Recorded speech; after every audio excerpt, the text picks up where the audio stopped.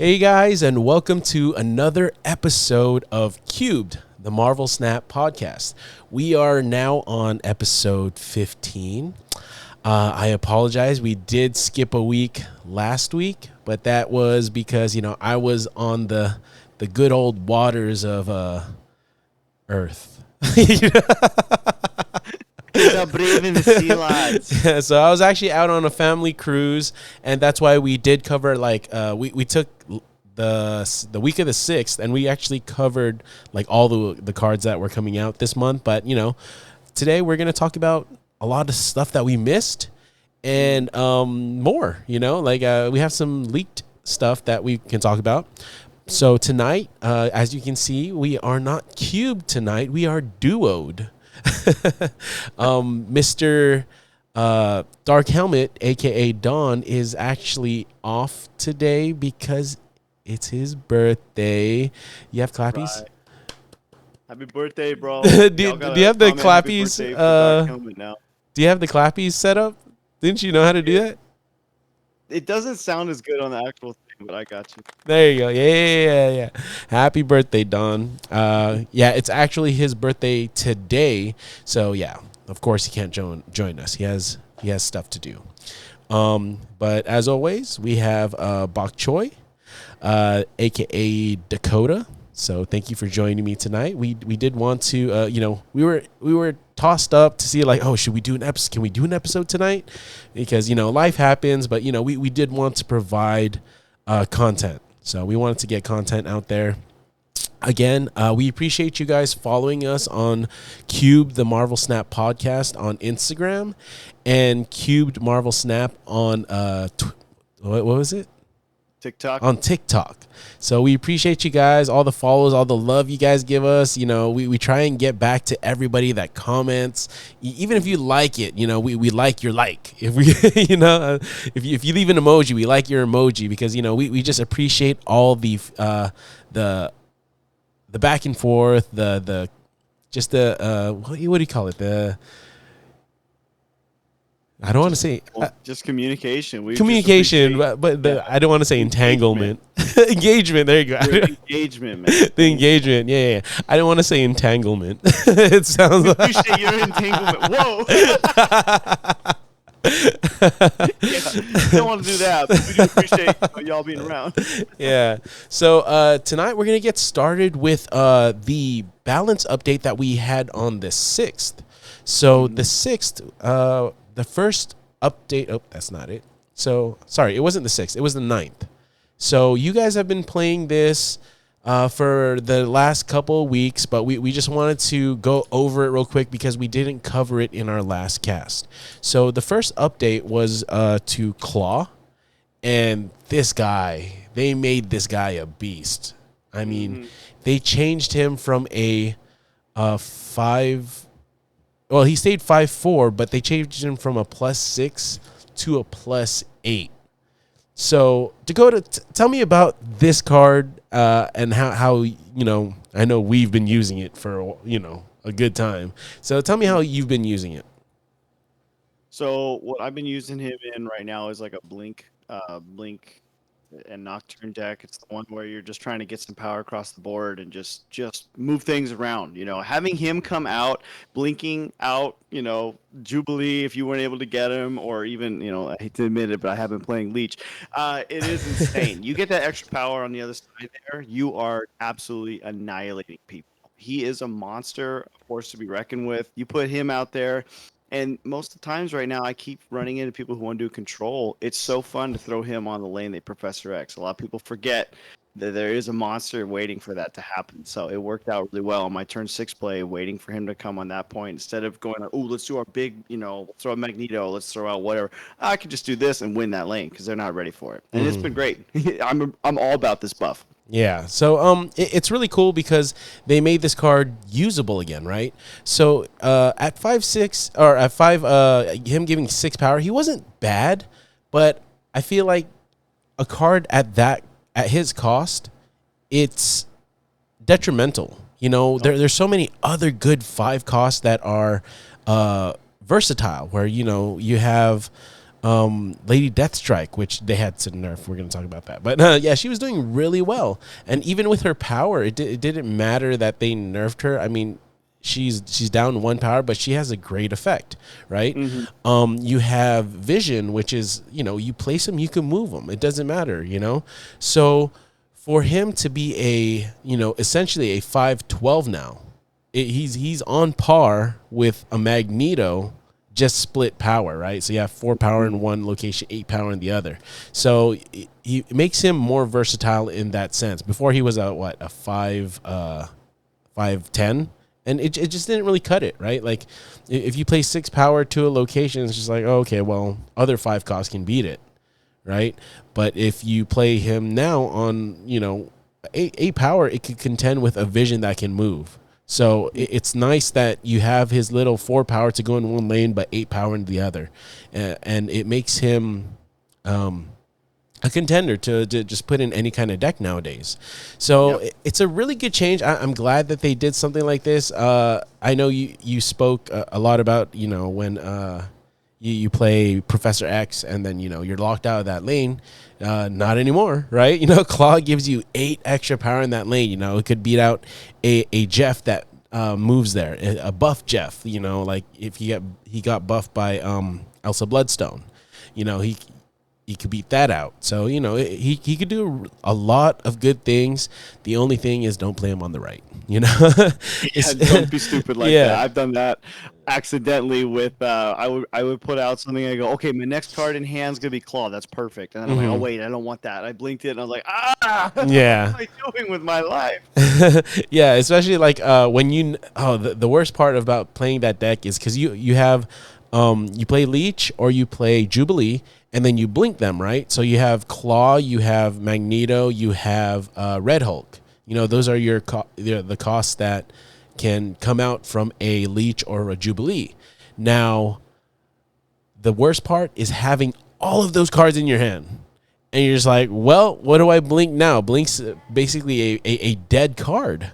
So it kind of sucks that it's like that. But honestly, it just means you have to leave.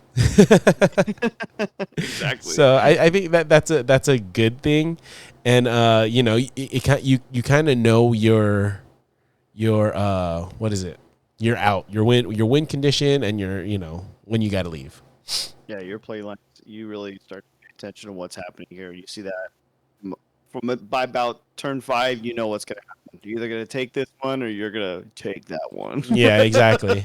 And it's nice to know because once you blink, you're just like, okay, yeah, I know what's coming out. You don't have I hope it's this one. You could kind of like tell, okay, it's between 3 cards. Or, if you have a card that's drawn already, then okay, it's not going to be that one. So it's a good change. All about it. Now, the next card that changed was Lady Deathstrike, and it was kind of confusing on why they changed this. They changed its effect, which was really good. It destroys all 3, 3 or less power. It's no longer related to its own power. But they nerfed it from a 5/7 to a 5/6. Now, this card, like I said, I'm not really too sure if it was doing like really well and 7 power was like unbeatable. But I think right now, if they kept it how it was, even a Claw beats its lane. So I don't know. Yeah, I don't know exactly what they were thinking, but a change is a change, and I'm all for it if it's for the betterment of the game. So yeah. I don't see it as much anymore, but it could also be because we have a lot of Leech running around. So, anything you have to say about this card? No, I'm on the same page with you with that. I still think it's kind of funny that they would pull down power on it, though, because we are in the inflation. Everything is going up in power. To have this card go down, it's like, oh, how bad was this really killing everybody? Was it that big of a deal that you're like, no, absolutely not, one less? I don't know. It is what it is. I was cool with it staying the way it was, but like you said, if it's supposed to be better to kind of keep these other decks in line. It's not going to be just an overpowering thing like what Leech is doing. Yeah. I think that's a good move then in the long run. Yeah, but I also think like to nerf it, like when Blink is a 5/7, maybe they nerfed it because it was a Blink was a 5/7. They're like, no, we want Blink to be the premier 5/7, right? Because Lady Deathstrike was doing really well before she came along, but also like I said, they nerfed Leech, or they nerf. Well, I guess they buff Leech, so you could play him turn sooner. So it kind of like destroys all on reveals. I mean, at this point, I'm trying to play decks that don't have on reveals because it's kind of hard to play around Leech, right? Or you join them, and I played Leech for a bit. I don't find it fun, and I don't find it enjoyable. So I had to change up the style that I was playing. Mm-hmm. So the next card we have, oops. Wrong one. No. Oh my gosh. So the next card we have that changed was Ultron. Now they changed Ultron from having his bots be 1/1 to his bots being 1/2, which I think brings this card back from the dead. So have you played this at all? Oh, bro, I did. Yeah, actually, this is what got me into the 80s. To be honest, this one was such a fun deck to play. Also, that is a gorgeous variant. That's the same one that I have. I'm obsessed with it. Look at that. My gosh. It's a fun deck to play. It's something that I enjoyed. I remember when we first started getting this game, I screenshot this when it was in my shop and I sent it to you guys. I'm like, oh my gosh, finally. Like, I've been wanting to play this style for so long. Got the card, and it was like, it wasn't as good as I hoped, So to actually have the bots be relevant, that's huge. I mean, it definitely brought it to a point where it's like, hey, this contests. You're able to actually pull some power here. If you're into playing the Patriot style where you beef everything up at the end, this is a really fun deck to play. Mm-hmm. It's no surprise. Like, I know everyone was like, Ultra is the ultimate surprise and stuff. No, and everyone knows what you're doing now, but give it, a month. If it remains the same, you will for sure lose some 8 cubes here and there to an Ultron deck that you're like, oh shoot, I did not see that coming. So I'm happy to have him back and relevant. Yeah, I mean it's like if you see them setting up with Patriot and then with Blue Marvel, and then you're just like, well, how are they playing Patriot and there's no nameless cards or like effectless cards on the field. You're like, okay, no, it's Ultron, right? So it's just like, but at that point you're just like, do they have Ultron or don't they, right? Because there's a point where you're just like, if they don't have Ultron, I win. Right? So there's times where you might have left and they just lucked out and they didn't have Ultron and you just left for no reason. You just gave them cubes, or you stay in and then they did have Ultron. And you're like, well, fuck my life. So dude, straight up, there was one match I did against him. I leeched. I was like, there's no way I got this, but they didn't leave, and I'm like, they're gonna do it. Are they gonna? I don't know. And then I throw it out there, and then they did something else with it. They threw a Dr. Doom that was enough power to win both lanes. And I was like, how did I not see the potential coming? Like, damn it. Yeah, it's just like, I feel like my Leech got, did my Leech get them? Or, it's just like, or did they top deck it? That's the worst feeling, right? Everyone gets the top deck except for me. I don't know how they get that luck. And whenever I get leeched, it's legitimately when everything is in my hand. I'm like, oh yeah, I got the perfect setup. Gone. Like, never mind. Mm-hmm, and now I leave. It's like, I thought I had the perfect setup, but my Leech hit nothing. To work against me, I have Leech. At all. All right, so the next card we have is Darkhawk. This one was another surprising buff nerf that nerf, yeah. So it went from a 5/4 to a 5/3. Now, the devs were saying that Darkhawk was, becoming powerful again. And, I'm not too sure what kind of pocket meta they're in, but I wasn't seeing a lot of it. So I'm not too sure why the nerf on this, but, now I see him more. I don't know. I think it's because Blink is around, right? So I think it might have been a proactive nerf. because Blink coming out and bringing out a Darkhawk is nasty. I mean, I've gone up against it. I'm just like, well, I guess I gotta leave. So, I don't think it's broken by any means, but it's just another deck archetype that's on the top ish. I don't know, So a lot of the top decks right now are Blink decks. So it is one of the tops, and he could just have power out of nowhere. I mean, especially with Blob not being relevant, right? Because if you have a Blob in your hand and they leech it, you're just like, well, Darkhawk just reigns supreme. So Straight up. So how about yourself? Yeah, I'm in the same boat with you on that one completely. I think it's interesting to get nerfed just because it hasn't. From my meta, I really wasn't running into him too much. Like, this was a really out of left field thing for me. So I was like, okay, I guess he's really reigning supreme in these areas. Not so much where I'm fighting, but I know that down the line they have cards that are like, what's his name? It's the Eternals. It's the one that just puts like a bunch of cards in your hand. What's his name? Erishim? Yeah, we'll go with whatever. Yeah, that one. I could see them like maybe doing small changes to prepare for something like that. But Okay. at the same time, at the end of the day, if it does what it's supposed to do, what the card says, that ain't gonna do anything. You gotta be like negative, I don't know, like 15 Yeah. for Darkhawk. So I don't know. I think that's is probably the proactive, like you're talking about. I don't really see how much of a relevance it's gonna have until the next couple of cards come out. Yeah, and like I said, because Leech is relevant, what's his name? Jeez, I just had the Blob. Yeah, the Blob can't really counteract him because you're just like, okay, if I play Leech and then Blink, you could bring out that Darkhawk, right? So it's like an easy way. Even if they play a Darkhawk deck against you, they're sending stones in your deck, right? You could bypass those stones by playing Blink on Leech or Jubilee and get that Darkhawk. You don't have to be like, oh, yeah, I got a rock, shoot.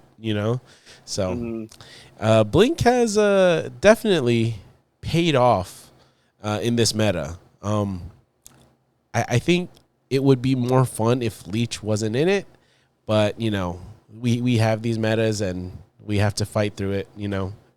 And I know Leech is never fun with the meta. So hopefully, we do have some of the leak stuff. We'll talk about it in a bit. So the next card we have is the heck? Something like popped up on my screen and I don't know what it was. So we have Psylocke. She was changed from a 2/1 to a 2/2. Now, what do you think about this change? It's kind of an interesting one. I don't really know how much power you give her. I mean, if you start getting above a 3, whatever, yeah, that's great. But in reality, this card, its main focus is just give that energy boost. It being a 0, it being a 1, it being a 2, it's not going to really change what your whole goal with her is, just to get things moving. Some extra power is great. I have never used this card and lost by 1 point because when you're running this, right, you're ramping, you're getting things out and running. So it's interesting. I don't really know what their thought was. I'm like, this one needs 2. Absolutely. Yeah. This one, it's because they took one from something else and said, "Oh, let's see, Death Strike we'll take from you, and we'll give this to you." Yeah. Just adding and subtracting. So, yeah, to me, it's a strange move. Yeah, I mean, it's a good support card. Not really. I don't really know what it's supporting at the moment, in this meta, because it was a really good support card for Thanos, but now Thanos isn't a thing. Now. What's her name? Ravonna Renslayer. It doesn't work with it anymore, so it's always going to stay a 2 cost. It'll never go down to a 1 cost. So that's another thing, I guess. They didn't want it to be in a Ravonna deck, so because you could do, what is it, Ravonna? I don't know. I don't even know it's the combo anymore. Because even if you play this on 3, you're gonna play this on 3 if you're gonna do a Professor X, right? You're not gonna do like Ravona or play this and then Ravona. Like you're gonna need Ravona to play this, or so I don't know. So it's just a weird move, but hopefully it's something that they are doing because it's gonna be a good tech card for some other deck.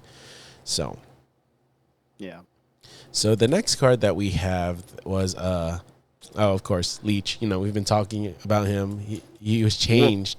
Yeah, he was changed 2 weeks ago, and ever since he's been taking over the meta. Now, this card went from a 5/3 to a 4/2. So, I mean, it's good that Zabu's not around anymore, because then you would have been able to play him on 3, and it would have been even more annoying. So this card basically is fodder for Blink, and you want to play this on 4 to ensure that when you blink, you're getting either 5 or 6 cost card, and you run very few 5s or 6 costs, so like we were talking about earlier, exactly what you're going to try and get. So it was a definite buff, and you could tell because the whole meta is revolving around this card. Oh yeah. So, how about yourself? Dude, this has been the bane of my existence. And then I said, I'm joining this. Like, I am so sick of losing to this. Every deck I ran, like I said, I started with Ultron. I really just wanted to have fun with that. And I was climbing up a little bit. And then, man, I just started hitting a wall. I was so sick of that. And I'm like, all right, I'm going to do this deck. Actually, shout out to, let me make sure I correct here. Yeah, Tyler. I was messaging him a little bit when the sent us your spotlight variants, and he sent me a deck that I climbed all the way up to the 90s, like the top of the 90s, and I have been just fighting for my life with that deck. But yes, this one's in there, and ever since I did that, and joining it is a lot more enjoyable. But Yeah. And this thing is rampant and just owning it. And then you get decks that doesn't ever have all of a sudden Leech is in there. What the heck? I fought a destroy deck and someone leeched me in it. And I was like, what are you doing? Why are you doing this to me? You sick freak, stop. So it's like, dude, he definitely needs to get taken down a peg. That's for sure. And I think it's like whenever he's in the meta, it's like you have to either play it or run a counter to him. But there's hardly ever counters to him. It's just like any counter to him is what? Play Leech yourself or Cosmo, if you can catch a Cosmo on him. So it's like it's very tough to play in a Leech meta if you're not playing ongoing. So because the game revolves around on reveals. Some of the strongest cards are on reveals. So for a card to it used to take out everything, which is crazy, but now I wonder why they just had it target on reveals. That was, or like why not ongoings, right? We have Cosmo for on reveals, but we also, I don't know. It was kind of weird, but I'm not trying to change it. So yeah, overall, change of Leech, really buff, and he's taking over the meta. So yeah. Next card we have is Sauron. He changed from a 3/2 to a 3/3. Anything to say about this? Yes, they did. They have changed him. Very good. I haven't played him since the change because on reveal is dead, so I'm not even trying it. Yeah, and I mean, if you don't get him on 3, I think you're just playing around not playing him, right? Because like that happens, you're like, okay, I gotta do something else. But now the likelihood of being able to do my Shuri play is probably dead because I don't know. Well, you should be because she's 4. But yeah, I didn't even attempt to play Sauron. That's a deck I haven't ran in a while. I don't think anyone has since March of last year. And, Yeah, honestly, I think it would be good in the Leech meta because if you get Sauron on 3, you get Shuri on 4, you're playing Shuri the same turn a Leech would get played, right? So you do have a chance, a better chance, because the on reveals aren't the two on reveal cards you're gonna play in a Sauron deck are definitely before the Leech play. So I think it can work. I haven't tried it. It's so what is it? Everybody knows once you have a Sauron, oh Shuri, you know. So it's like you don't want to play a telegraph deck because I don't know. They know what you're doing. They'll leave before you even snap, you know. So Dude, man, I should just go ahead and make a Sauron deck at this point because now that we have Blink and you're moving big cards around, it might actually be pretty cracked. it might be. Yeah, you should try it out. Let us know. Drops down to the 70s. or maybe I'll let you know how it goes. So Yeah, that sounds good. Also, I'm dyslexic. I think it's not Tyler, it's Tyrell. Tyra. Tyrel. So I just thank you. So But shout man, out, dude. Thank you shout out for Tyrell. the deck you sent over. I appreciate the conversation. All right. So that was the balance update for the 8th. We're gonna go ahead and go before we talk about last week's card and this week's card. We'll go into the leaked information, the leaked update that's supposed to be happening this Thursday. So, the first card, it's been a long time coming, and I'll show it here. Let me read what they're changing. Okay, so it was a 3/3. It's gonna be changed to a 3/2, but it's gonna get +2 power for every other card there. So it gets a nerf in its power, but its ongoing effect gets a buff. Oh, it's your other cards have +2. It's gonna say your other cards have +2 power. Now, I think this is a long time coming. Captain America has been one of the most cheated cards out of updates for probably a year. The whole game. The whole game. Like, it's embarrassing to have one of your main hitters not hit, you know? Like, Straight up. he's one of the founders of the Avengers, and he was nowhere to be found. So I'm glad they're making this change. It's a long time coming. Now, how about what do you got to say, Dakota? Dude, yeah. Captain America before this buff was literally just the skinny Captain America, Steve Rogers, before he even became Captain America. So it's like we finally are getting the captain. This is great. We're starting to see some changes here. I hope they buff it more even. Like, it's like, okay, cool. That's a good start. Let's keep things moving because everything is so high right now. All of our power is just way up there. Let's keep it moving, like we're going to be relevant with everyone else. Let's make it more relevant. So I'm happy they're finally doing something with this card. It's amazing. When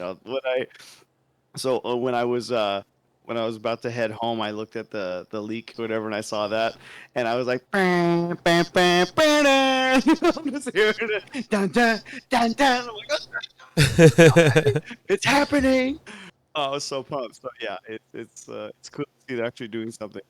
Yeah, and if we look at it, if it's in a full lane, this card is going to be a 3/8, right? So he has 2 power. He gives 2 others to +2 to 3 other cards. So he essentially is a 3/8. Now, we have enough cards that can counteract him, right? We have Magneto. We have Polaris. We have Cannonball. We have, on top of that, we have White Widow. So it's an easily counterable card, but it's a card that actually can contend with other cards now. So it's such an amazing thing. I'm so happy. I don't know what to say. it's such a long time coming. It's gonna be good for him. Oh yeah, not to mention, dude, you can also do Surfer. So you oh think my about the nastiness you could do gosh. with Surfer and him along with Lane. So like Oh, just that and Brood alone is disgusting. nasty Like, man. bruh, Mm. that's gonna be insane. Ooh, I got hey. chills. They're multiplying. So, oh man. So the next card that we have that is changing is, keep it ongoing, right? Is actually Spectrum. She is changing from a 6/7 to a 6/6. Her effect's not changing, but I'm just gonna read what they have here. Um, The developers expect the buff on Captain America to be significant for the ongoing Spectrum decks. It is nice that they have foresight on this and nerf Spectrum a power point. If it isn't as strong as they expect to be, they can always give her her point back. The future will be telling of Spectrum's fate. So, well, what do you think about this? Her just changing, just losing one power. I think that's fine. I mean, again, with the way that because ongoing has been very prevalent. Obviously, when you have such a strong leech meta, anything that's going the opposite makes sense because if you're able to stop that with Cosmo or whatever, then yeah, that's phenomenal. I think that she is a force to be reckoned with. Bringing her one down, I'm not too upset with it Mm-hmm. because normally everything else you're playing is already going to be getting two. So her going down one is really not doing much. Yeah. And I think that's the thing is if you bring something up, you have to bring something down in order for it to be, meat, right? So if they expect Captain America to be played in a lot of ongoing decks, well, you have to nerf something that supports these ongoing decks, right? Oh, yeah. So +2 power, it doesn't change that everything else is getting +2 power, right? Mm. So or all ongoing. So even if Captain America gives or she goes down 1 point, she's still buffing +2 to almost all your ongoing. So it's a good trade off. It's not as strong as a power card like Magneto or something, right?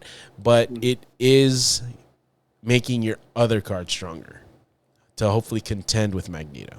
Dude, So it's great. And I was thinking even like Kyura throwing her in too with your ongoing deck too, to save your Ant-Man, to save the stuff that's gonna be you're gonna want to keep safe along with your buff with Captain America and everything else, and then Claw. Like, dude, this is insane. yeah. Honestly, the ongoing is gonna be a force to be reckoned with here pretty soon, and likelihood of you seeing Enchantress everywhere is very high.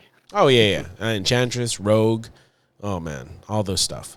Super Um, Scroll. then again, they could play Cosmo in there. It's another ongoing card to stop Oh yeah.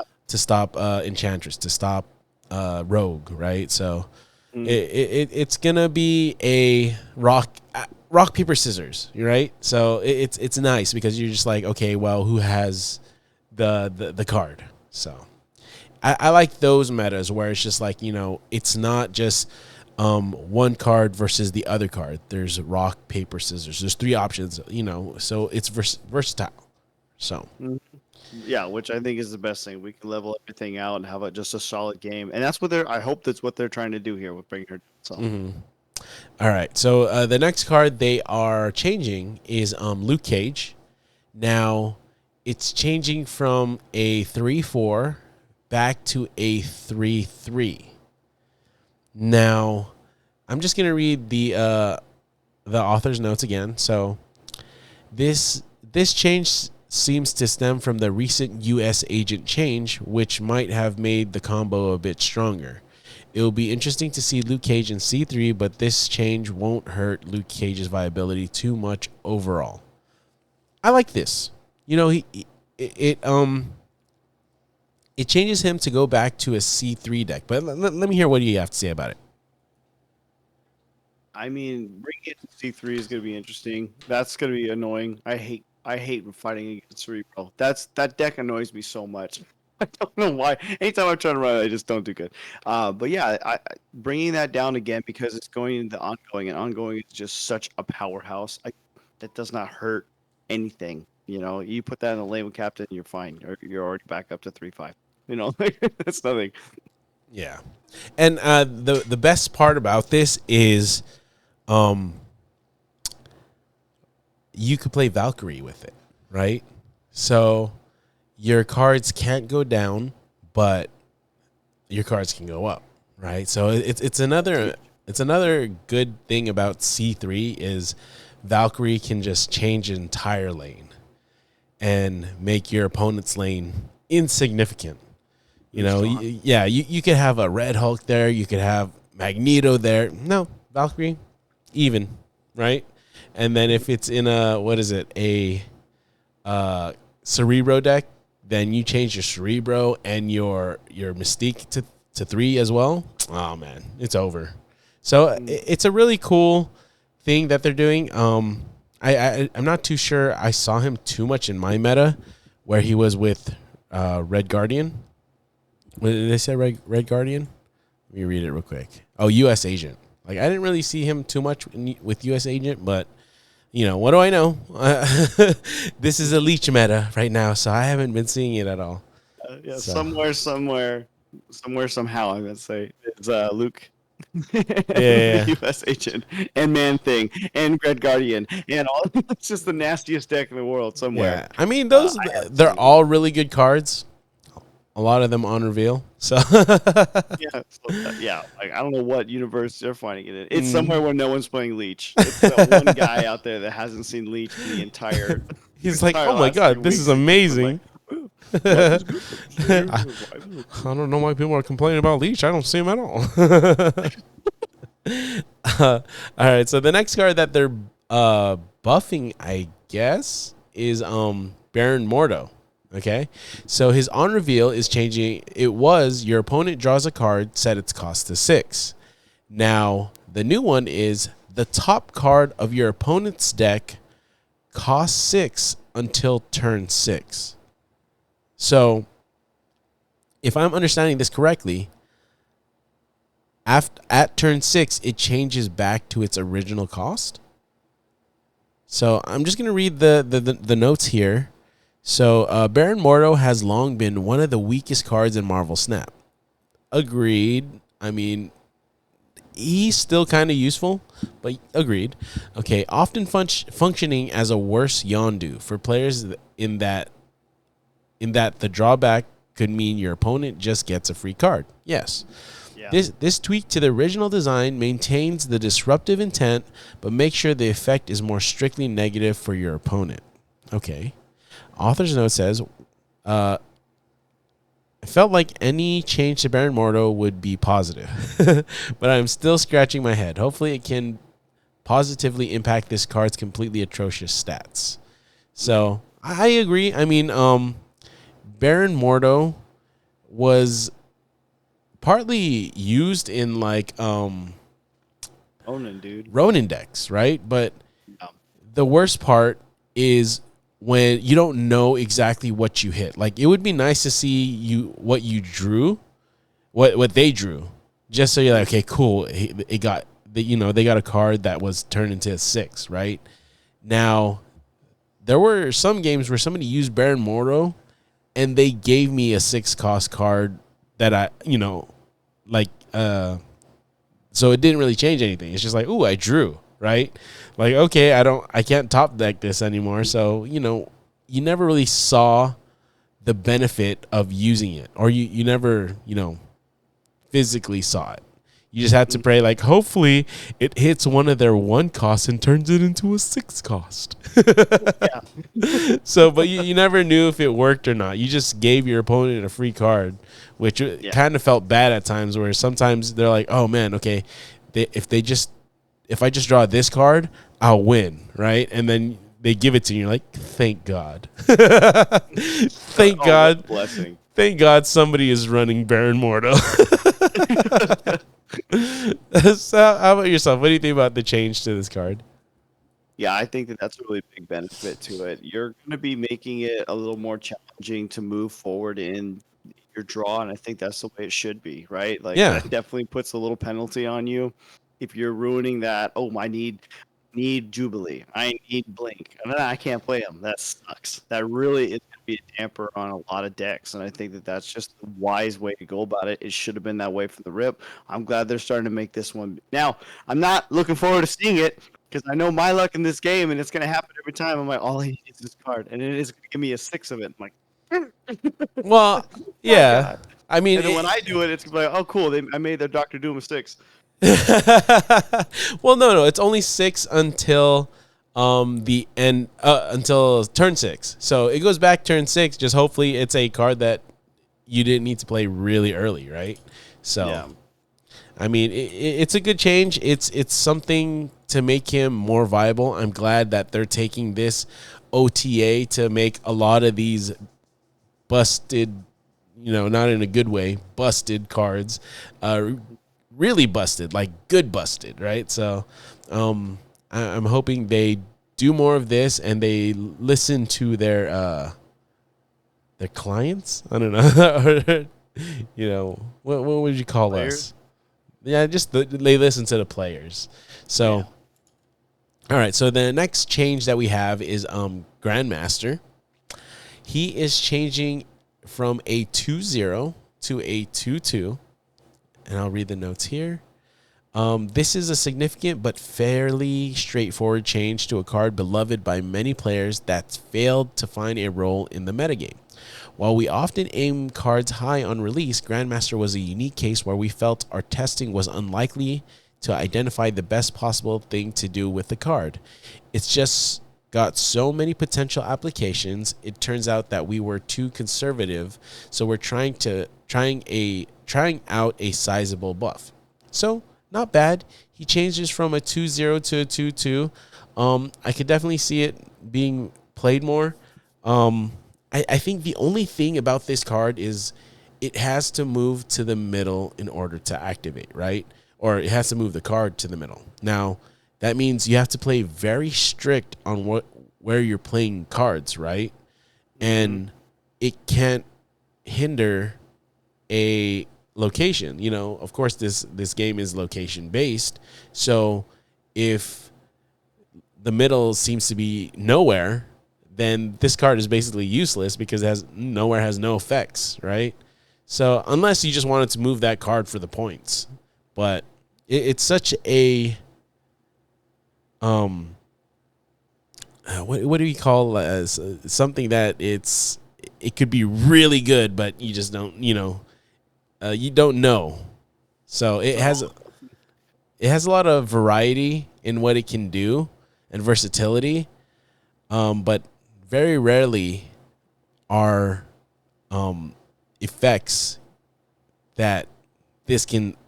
I don't know. What I'm saying. I don't know what I'm saying, but it's gonna be good for the card. Sometimes, right? It's a card that has a lot of potential, but it's kind of like, all right, but do I want to do an honor reveal again? Am I gonna have the space to do that? Yeah. It's hard right now in the current meta. Forget Leech, okay? Pretend Leech doesn't exist. Mhm. What's the other thing that was rampant, right? Clog. Clog is still there. And if you're trying to do something again, odds are you got no space. Yeah. You can't really do that. There you go. So a lot of times it becomes a dead card in your deck. And you're just like, I would like to use this. So say 1 out of 10 times you get a chance to like, oh, I finally did the play. This is awesome. But then that's all it becomes. So it's cool to have extra 2 power. It's still hard to use in, I think, the meta that we're running right now. And bring back Leech into the conversation. It's really hard now. Yeah. and I think that's what I was saying. It's just like it's at the point where you kind of have too many options, right, with this card.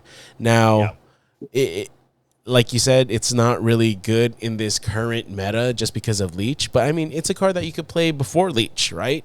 But with so many options that you can do, having too many options is sometimes detrimental to your game plan, right? So, say if you want to activate Debris again, you're just filling all your shit, So it's not gonna be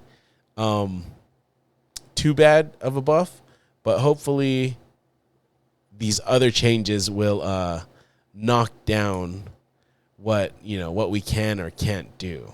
Because the other change Oh wait, Okay, I'm just gonna hop into it. The other change is Leech. So Leech is changing from a 4-2 to a 5-5, and it's about time. They let Leech run rampant for a good week or so, because the OTA was on the 8th, so we're gonna get the change on the 23rd. So about 2 weeks. So it's not too bad. Leech had his time. I think it's time to bid Leech adieu, and put him back on the shelf, and only the hardcore Leech players will play Leech, and your turn 6 will be screwed. So how about yourself? What do you think? I'm glad. I'm glad he's gone. I feel terrible. I haven't been sleeping good at night doing this to people, but everyone's doing it to me, so I have to join it. So I'm glad that he's getting a change. He's getting some more power too, so that'll be interesting to see the people that do use him. They'll have a little beef to it outside of what it is. So yeah, I'm happy he's going back to 5. Screw it, make him a 6. Get rid of him. Do it. You won't second dinner. I'm just so sick of this card right now. So yeah, I'm happy to doing something to him because, man, I was hoping last week. I'm like, ooh, it's Tuesday. What if we get blessed? Yeah, And and it was a surprise. Like, we made a mistake, guys. Sorry. yeah, when you buff a card where the meta changes, where if you're not playing it, you're gonna be left behind. It's a bad meta, right? You want to make sure you're buffing and nerfing cards that make other archetypes better but not broken. Now, I know some people might say, "Oh no, just play ongoing." Well, it's not only that. There's a lot of things that the deck does that the decks that run Leech that ongoing isn't even a factor. So it's just hopefully this nerf or it going back, it going back, but it is actually getting a buff from what it was, because I think when it was a 5 cost, it was 5-3. So now it's going to 5-5. So he's getting a nerf / buff. So I think they're doing good by it. Leech won't, Leech won't be terrible. I mean, and you could still blink into a Leech, right? So you could, play Jubilee, and if Leech is one of the cards, Jubilee can get swapped for Leech. So it's not too bad. Mm-hmm. We're still gonna see him for sure, but at least it's gonna be a little hard to off. Yeah. So the next card that we have changing, there's a bunch of cards. I had to scroll down to find Leech. It was kind of crazy. So the next card that they are buffing is Werewolf by Night. It's changing from a 4-4 to, I guess, it's a nerf / buff, I think. Because the more turns you have with Werewolf by Night, the better it's going to be, right? Oh, yeah. But they buffed it to a 3-1. So it's a buff in the sense that it's a lower cost, and a nerf that it starts with 1 power. So Werewolf by Night is a card we've been reticent to let live at 3 cost, as the sheer amount of leaping can get out of hand fast. Yes, very much so. That said, in the months since its original release, we've also seen a lot of strong and successful experimentation among 3 costs. And Werewolf seems to be a lot more fair in today's world than it did upon release. I agree. Plus, being able to start with a small amount of power is more evocative of, I think I said that word right, evocative of the werewolf canon we want the card to communicate. Starting week, becoming a monster. So how do you feel about the change to this card? I'm happy about it. This card was super fun to play. It was one of my all-time favorites in October when he popped out. This is one of the first cards I ever got off of 1 key as well. So this was like one of the highlights. I was like, oh my gosh, this is great. And yeah, he's a monster, dude. When this guy gets going, it is hard to stop him. And I really enjoyed playing this card. So to have him come back to when he started, do you remember what his original? It was he was a 3. I think a 3 3 It was a 3-3. Okay. Yeah. I couldn't remember it was what it was initially, but yeah, I mean, dude, you move him twice and that's insane. You're starting to have some fun with him. And, the idea too is now that Shang-Chi has changed he's not going after nines now. He's going after tens, right? So there's a lot of things that's changed in the meta since he's been nerfed, and now he's coming back to a 3 cost. Dude, you're going to be able to play around him too. So that's exciting to actually have a card move around and have some fun. Again, it's a 3 cost. We got Surfer. We we got more stuff moving in with that. That's insane. So Yeah. I'm pumped about this. And I feel like Surfer wouldn't be his best deck too. I think his best deck would probably be in a bounce deck, right? So Oh yeah. I'm glad that they're doing good things by bounce, because bounce is such a unique archetype that a lot of people don't really give time to. And it's not like the game says, "Oh, these are bounce cards," right? So there are very few cards that actually put cards back into your hand, and I feel like somebody saw it and they're like, "Oh, you could make a deck out of these cards," right? So it's really cool. It's a very unique archetype that it's not really the known, right? It's not like an on reveal, or it's not a ongoing. It's like its own little hidden thing. So, so the next change that we have is they're changing leader. Now, leader is changing from a 6-2 to a 6-3, and I don't know. Let me just read the notes real quick. It says, probably not a lot of leaders on the balance bingo cards at home, but this card has been languishing of late. We were hopeful that leader's stocks would rise with the release of Red Hulk, as that made leader a clean answer to one of the best 6-cost cards in the game. But that's not what wound up happening. This buff isn't likely to move the needle in a big way, and we wouldn't want to leaders not a card players enjoy seeing too often. What? These people don't write. Even so, there's enough room to improve that we feel confident a point of power will be small but helpful bump. I think this is probably a really good change. The power doesn't really matter, but I feel like once they take, now that they're gonna nerf Leech, I feel like on reveals can have a place to fight back again, right? I mean, I don't think leader was too bad at all at any, but it wasn't a win condition by itself. You have to have won the early game. That's the only way that leader wins, right? You win the early game, you play Sandman on 5, and then you play Leech on 6. That's basically the game plan.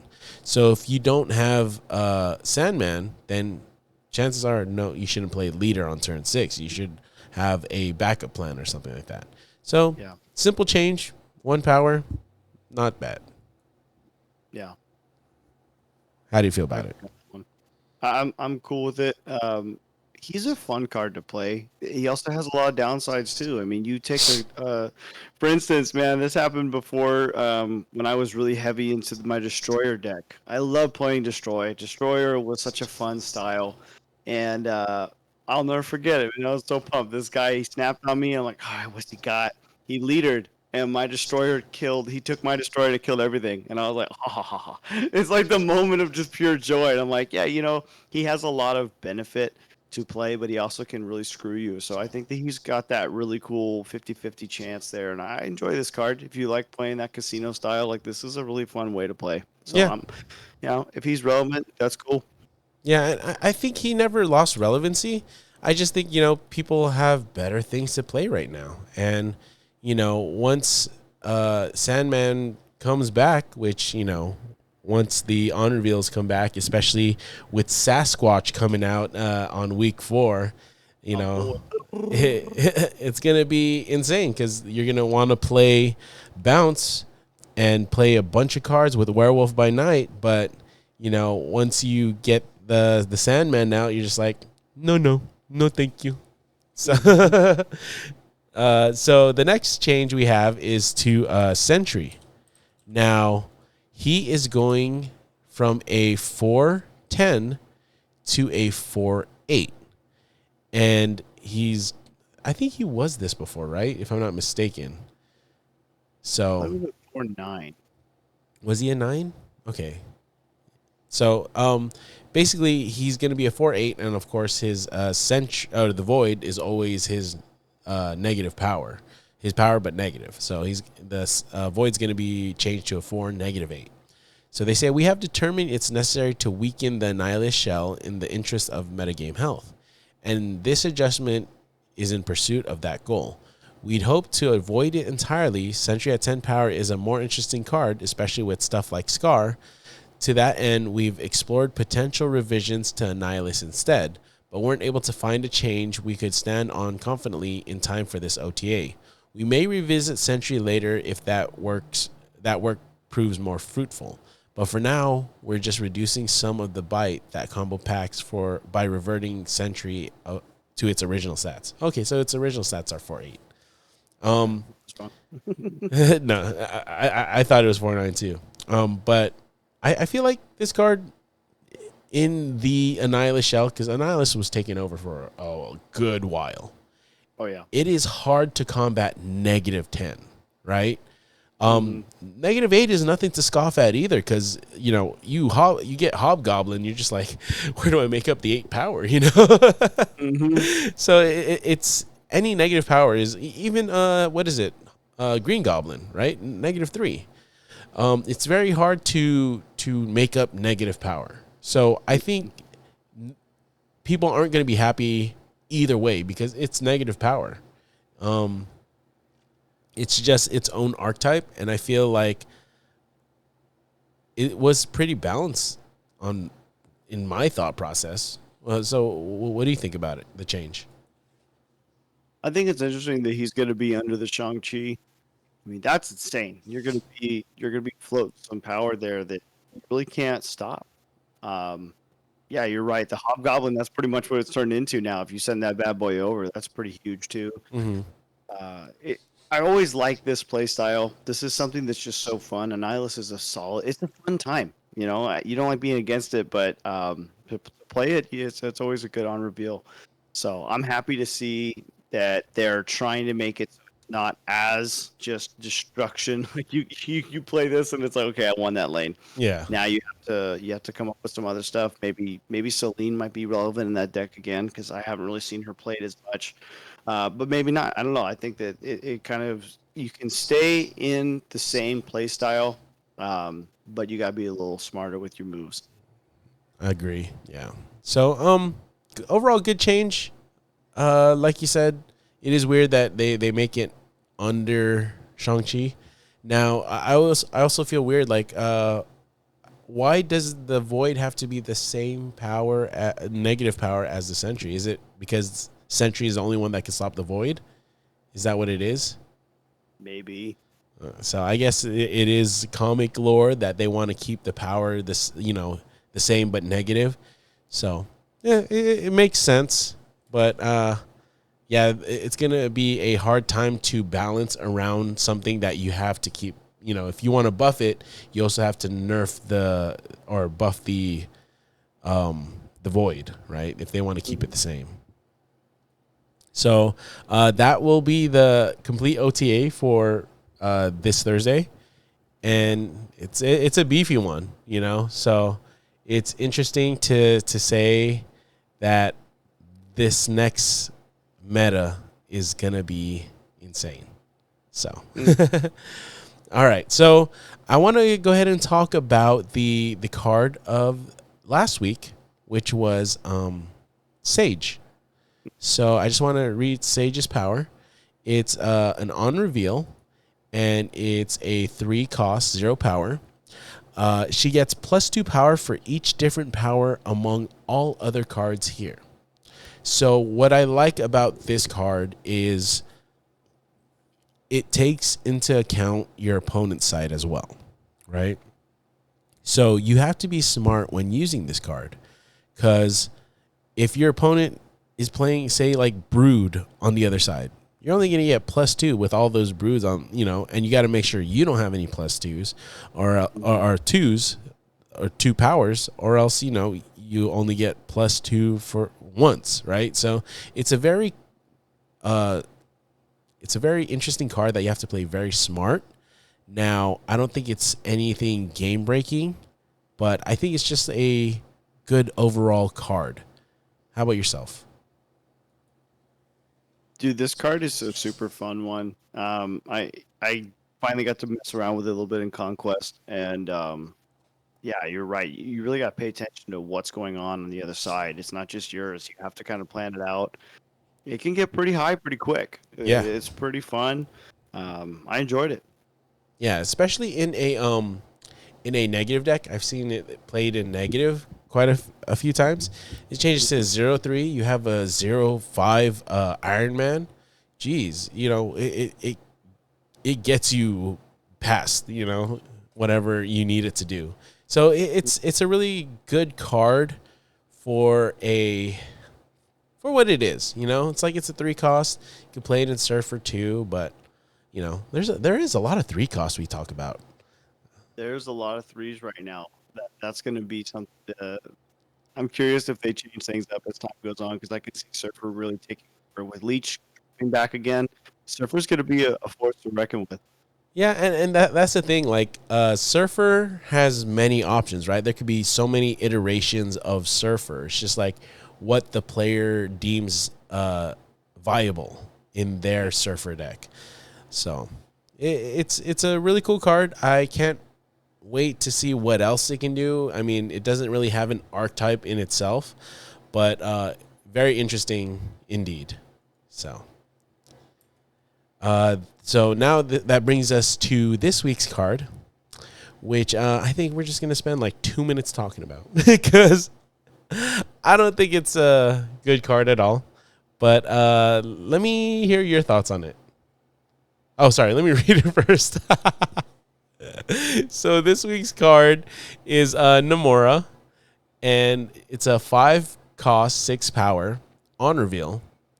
Give +5 power to each of your cards alone at another location. All right, now give me your thoughts on it. I'm excited for this one just because of what nastiness you could probably end up doing. This is a card that you could probably run with Blink as well. Like you Jubilee something out, you Blink it. If you got 2 cards in each lane, Cosmo, Armor, or Colossus, like those cards can go up pretty fast. And I think that with Odin is a pretty good play. I mean, you're not going to be able to do anything to Cosmo. It's going to be a monster. And a lot of times fighting like a Hella deck or, some really good power up. And again, with Cosmo, you're going to be stopping some stuff there too. You got potential to really kind of own all 3 lanes there. So I honestly, I know it doesn't look like the best. I want to play test how things go with it, but could be great. Yeah, I mean, I don't see the merits of it too much just because, honestly, it's a 5 cost card. You'd have to, like, if it was a lower cost card, I could see it working, right? Yeah. But at turn 5, it's just like, okay, well, if you want to benefit off of this card in general, you have to play 1 card on turn 3, 1 card on turn 4, right? Mm-hmm. I mean, yeah, you could fill another lane, the lane that Namora is going to be in. You could start filling that lane and then have the other cards buff. But, like, at what point is it beneficial, right? Like, at turn 5, if the card is you're basically losing those lanes. So I don't know. I did have it get played against me. Have you played against it at all? Not yet. I've yet to see it. One person has had it in the meta from my side. It's been a lot still of it's been the Blink deck that I'm fighting. It's been mirror matches, and it's been a lot of Baron Zemo, which is really strange. But today has been Baron Zemo central. I think Baron Zemo is just to take because you want to burn cards from their deck. Make sure you burn that leech. Burn it before you have to face it. Now I could see how that can be working because you're basically taking all your opponent's cards and leaving them with nothing. So that's pretty good. I mean, the only bad thing about it is if you play Gladiator and you pull out their Leech and you're just like, oh well, I just leech myself. So now. There's no winning on this one. But dude, I don't know. I'm thinking about this. Okay, this might be just outlandish, but say you put something like Ebony Maw down, one lane, and then you got Kaira on your middle lane or whatever lane you're feeling. So you can't get Shang-Chi with that. Okay, start building that thing up. You don't have to just rely on Odin at the end. If you hit another one on that, you're at 7+5, already rolling with that power. That's not bad. That's a Magneto. At the end, something. I don't know. I'm just trying to think. Like, there's got to be more ways around this. That if you're able to like protect your one cost, make it a monster, have your other lane. I don't know. Just something I'm thinking about. But yeah, you'd have to make that one cost or two costs, really strong, right? So it's just like, I don't think it's to the point where this +5, because this card is essentially, if you have one card in each location, right, and you're playing, say you're playing your cards on the left side, but you play one card in the middle and one card on the right. So at turn 5, this card could be a 5/16. So I mean, I don't think it's broken at all. It's very limiting on what you can do. Maybe Psylocke would have some benefits with this too, though. I guess, because I mean, so the deck that I played against was it utilized magic. So it magicked on 3, and for some reason on turn 4 or maybe 5, on turn 5 they played Namora. Oh, sorry. Turn 5, they played what's his name? Iron Man. Iron Man, yeah. And then turn 6, they played Namora. So it buffed the Iron Man and the Magic. Magic went up to a 7, and Namora Iron Man went up to 10 in that lane. And then the next card they played was Absorbing Man. And I was just like, well, Iron Man goes to 20. And what is it? Magic went up to 12, right? Mm-hmm. So it is good power, but his Namora lane was only 10. So I was just like, it's very, very situational, and you'd have to fight for that situation to happen, right? You had to make it so like locations weren't detrimental to you. They didn't spawn a -2 ninja, right?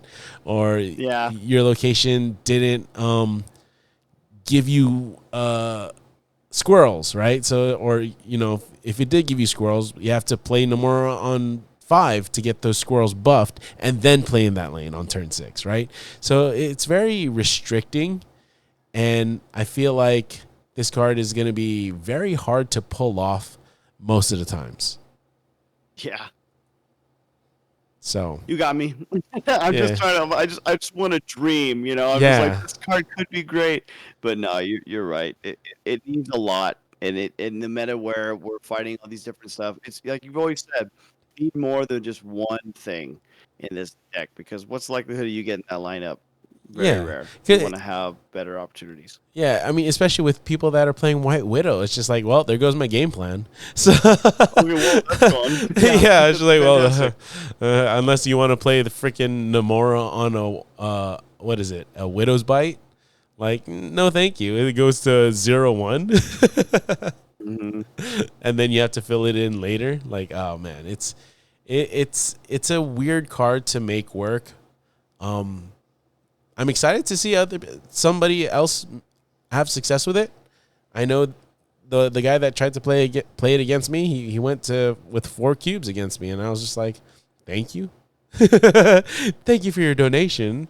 So I appreciate it. to the CUBED Foundation, but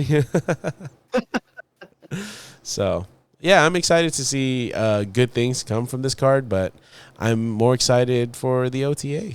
So Could be good. yeah. Oh, okay. Final thing. How many keys did it take you? Did you get I it? didn't You use didn't use anything. keys, Okay. Okay. so Oh wait. Oh, I so kind of you bought saved it with some. tokens. What's that? You bought it with tokens? Tokens? Oh, I didn't use anything. I Oh, didn't so get you this don't have card it. yet. You don't have it. I didn't get. Okay. So are you I'm thinking looking about at. it? I don't know. How about Yeah. you? So it took me 3. I only had 3. It took me 3. I was, if I didn't get it in the 3, then I was gonna use because I'm 60 away upgrades to getting another key, and I was just gonna use the 4th one anyways. But now I get to save 1. That's good. So I decided to forego getting this spotlight variant because it's not as good as the Sasquatch one next week. So I only have like 6,600 tokens, and I was just like, I want to go for that Sasquatch one. I only got 1 key last week. Really did me. It took both my keys to get Sage, and then I was like, so I'm looking at my tokens. I got 27,000 It's tokens. not bad, yeah. So doing okay with tokens, but I'm also looking at it like I don't see me playing this card right off the rip. Not collection complete at the moment, which is the first time like 5 months. Which is really weird to say. But I'm hoping the next few months have trash spotlight variants because it is hard to keep these spotlight variants, man. I'm just like the Sasquatch one is so good. The one last week for Sage was good. The one before that, the week before that one with Nocturne was really good, and I'm just like, oh, man, they just want me to spend. The Nocturne one was great. I really wanted that one. Yeah, they really want me to spend money, which I am going to next week, but that's next week's problem. Future Mark to worry about. Right now, we don't care. Yeah, because I really want to get the Pro Bundle again. I think it's very much worth it. It's probably one of the only bundles that is worth it. I mean, so yeah. Any last words for this cast? Dude, it's just I'm happy you had a good trip. Welcome back. I wish that Don was here, but it's fun to hop in the seat again and have some conversation about the game we love. Yes. Shout out to everybody that's been messaging us. Your spotlights were awesome. It was so cool to get some just to see what you guys enjoy on your decks too, because it's like my man sent me the Annihilus package and I was like, dude, this thing is insane. Absolutely insane. All the cards you guys sent were just beautiful. It was fun to post them and just have a little bit of conversation about who's on the ladder, who's not on the ladder. Most of y'all are kicking ass. Like, you guys have been out of the freaking ladder for a while and just chilling. So I'm proud of you. I wish that was me. But yeah, thank you so much for the love and support. Follow and share. Help us grow. And yeah. Yes, I second that. Appreciate everybody. You know, I said it in the beginning, but you know, Bok Choy does good words at the end here. So, like, reiteration, we appreciate it, and we can't wait to just provide more content for you guys. We enjoy your feedback. We enjoy you guys communicating with us. At the point where it's just like, oh man, please, I gotta like that, you know, what they said, because I want to know that you guys have my attention. We are engaged with you guys, you know. So it's very, very overwhelming, and it's a very good overwhelming. So we appreciate you guys, and until the next time, we will see you guys in the next episode of Cubed, the Marvel Snap podcast. Have a good night. Avito say bye-bye.